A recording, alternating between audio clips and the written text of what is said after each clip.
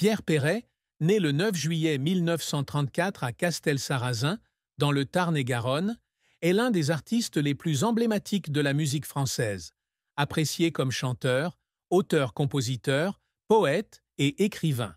Au cours d'une carrière de plus de 7 décennies, il a laissé une empreinte durable avec des chansons telles que Le Zizi, Les jolies colonies de vacances et Lily, alliant humour, lyrisme et messages sociaux profonds. Ayant grandi dans le café de ses parents, il s'est imprégné d'argot et de culture populaire, ce qui a façonné son style unique. Sa vie a été un voyage émotionnel, passant de grands succès à une profonde tristesse, de son amour indéfectible pour sa femme Simone Mazaltarim, au secret qu'il a pu garder. À 90 ans, il demeure un symbole de créativité et de résilience, malgré ses larmes occasionnelles et ses fins tristes. La plus grande tristesse de la vie de Pierre Perret fut probablement la perte de sa fille Julie Perret en 1995, alors qu'elle n'avait que 32 ans. Père de 3 enfants, les jumeaux Alain et Anne, nés en 1957, et Julie, née en 1963, il a toujours placé sa famille au cœur de sa vie. Julie, avec sa sensibilité et son talent artistique hérité de son père, était sa grande fierté.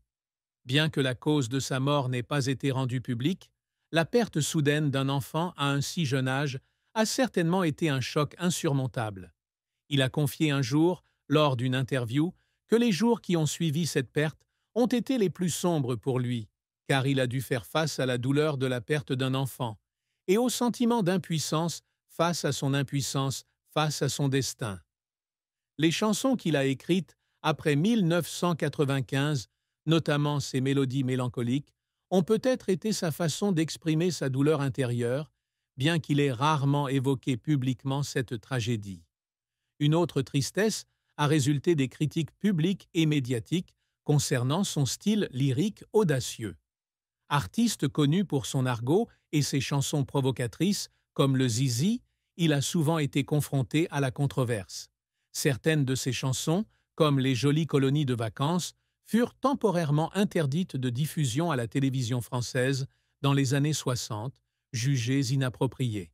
Ces critiques, ainsi que les lettres insultantes qu'il reçut, lui causèrent un sentiment d'incompréhension et de souffrance. Il raconta un jour que certains soirs, assis seul, il lisait ces lettres haineuses et se demandait s'il devait changer de style pour éviter la controverse. Ces moments de doute, bien que de courte durée, firent partie intégrante de son parcours professionnel difficile. La carrière de Pierre Perret est une histoire de talent, de persévérance et de capacité à se réinventer au fil des décennies. Ayant grandi au Café du Pont, tenu par ses parents, Maurice et Claudia, il fut exposé à l'argot et à la culture populaire dès son plus jeune âge. À 14 ans, il entra au Conservatoire de Toulouse, où il obtint un prix de saxophone et étudia le théâtre. Cependant, il fut refusé au Conservatoire national supérieur de Paris pour des problèmes de discipline pendant son service militaire, un premier échec qui le força à chercher d'autres voies. Il forme son premier quatuor sous son propre nom, se produisant lors de concerts locaux. En 1957, il est découvert par le producteur Eddie Barclay. C'est là qu'il rencontre Simone Mazaltarim, qui deviendra plus tard sa femme, et signe son premier contrat d'enregistrement.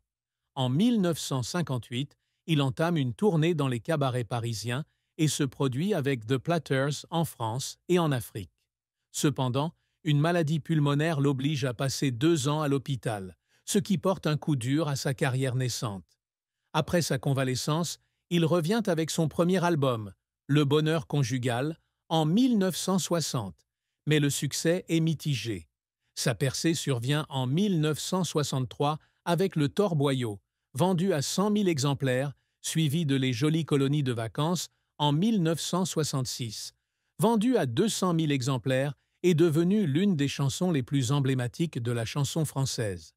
Les années 1960 et 1970 furent son apogée, avec des chansons comme Tonton Cristobal, Cuisse de mouche et Le Zizi, 1975, vendus à plus de 600 000 exemplaires, l'établissant comme l'un des chanteurs les plus appréciés. Il n'était pas seulement chanteur, mais aussi poète et écrivain. Il réécrivit les fables de La Fontaine dans un style moderne, publiant des ouvrages tels que Le Petit Perret, illustré par l'exemple, en 1982, un dictionnaire d'argot, et Adieu Monsieur Léoto, en 1986, qui exprimait son amour pour la langue française. Il joua également dans des films comme Le juge Roy Bean, en 1971, et Le Café du Pont, en 2010, bien que ce rôle ne fût pas le cœur de sa carrière. Ses chansons à forte connotation sociale, comme Lily en 1977, un hymne antiraciste, ou La Petite Kurde en 1992, reflétaient son engagement en faveur des droits humains. Lily, utilisée aux examens de français, marqua une étape importante, bien qu'elle fût si controversée qu'un directeur d'école fut renvoyé pour l'avoir incluse dans un examen. Cependant, sa carrière ne fut pas sans revers. Après 1975, année où il se tourna vers des œuvres plus sérieuses comme Ma nouvelle adresse, ses albums ne se vendirent pas aussi bien qu'auparavant, ce qui le mit sous pression financière.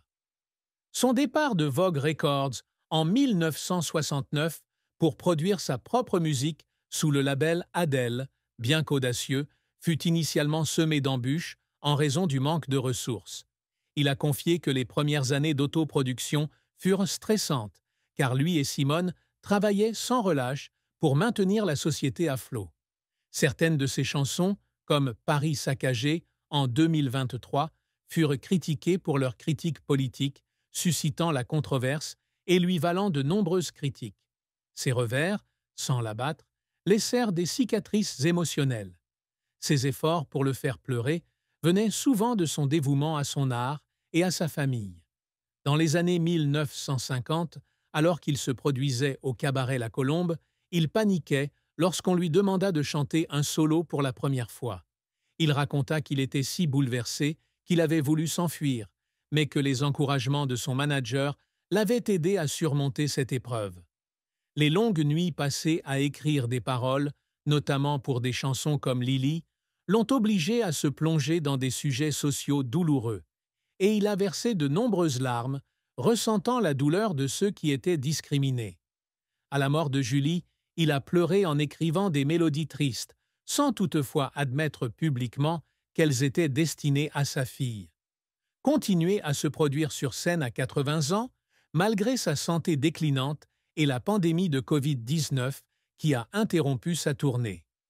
Mais Adieu provisoire en 2020 a été un effort considérable, démontrant une volonté inébranlable. La fin de vie de Pierre Perret fut tristement marquée par sa santé déclinante et le sentiment d'être oublié à la fin de sa carrière. À 90 ans, il a continué à créer, avec un album Ma vieille carcasse, paru en 2023, et des concerts sporadiques. Cependant, sa santé déclinante et ses limitations physiques l'ont empêché de se produire avec la même énergie qu'auparavant. Il a un jour confié lors d'une interview que ne pas monter régulièrement sur scène lui donnait l'impression d'être un oiseau en cage, une image qui faisait allusion à la perte de la liberté créative qu'il chérissait autrefois. Bien que toujours apprécié du public, il a ressenti une évolution des goûts musicaux, les jeunes générations étant moins familiarisées avec ses chansons qu'avec celles des artistes modernes. La fin, sans être une grande tragédie, a été une tristesse sourde, tandis qu'il voyait ses meilleures années s'effacer dans le souvenir. L'amour et le mariage de Pierre Perret sont une histoire d'endurance, mais non dénuée de difficultés. Il rencontre Simone Mazal-Tarim, qu'il appelle affectueusement Rebecca, en 1957 au studio d'Eddie Barclay. Ils se marient en 1962 et ont 3 enfants, Alain, Anne et Julie.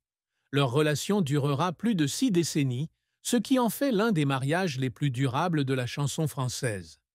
Simone était non seulement sa compagne de vie, mais aussi sa partenaire de carrière, l'aidant à créer la compagnie Adele et à organiser ses tournées. Il a dit un jour qu'elle était « l'autre moitié de mon âme » et des chansons comme « Mon petit loup » 1979 ont peut-être été inspirés par son amour pour elle et leurs enfants. Cependant, leur mariage a connu son lot de chagrins. Durant les premières années, alors qu'il était constamment en tournée et confronté à des pressions financières, Simone devait rester à la maison pour s'occuper des enfants, ce qui a donné lieu à des moments de tension. Il a admis qu'il y avait des moments où il se sentait coupable de ne pas passer assez de temps avec sa famille, surtout lorsque ses enfants étaient jeunes. La mort de Julie a également été source de tristesse, une perte qui les a obligés à s'appuyer l'un sur l'autre pour s'en sortir. Simone et lui ont peut-être traversé des périodes de chagrin, tentant de dissimuler leur chagrin pour protéger Alain et Anne. Bien qu'il n'existe aucune information sur des crises majeures, ces épreuves ont certainement mis leur amour à l'épreuve, mais ont aussi renforcé leur relation. Le secret que Pierre Perret a peut-être gardé si longtemps caché est un aspect sensible de sa vie, lié aux difficultés mentales qu'il a rencontrées après la mort de Julie. Toujours joyeux et plein d'humour, il parlait rarement publiquement de ses périodes de dépression ou d'anxiété. Cependant, ses proches ont peut-être remarqué qu'après 1995, il est devenu plus discret en privé. Il a peut-être caché ses difficultés face à la perte de son enfant, ne voulant pas que son public ou les médias voient sa faiblesse. Certaines de ses chansons ultérieures,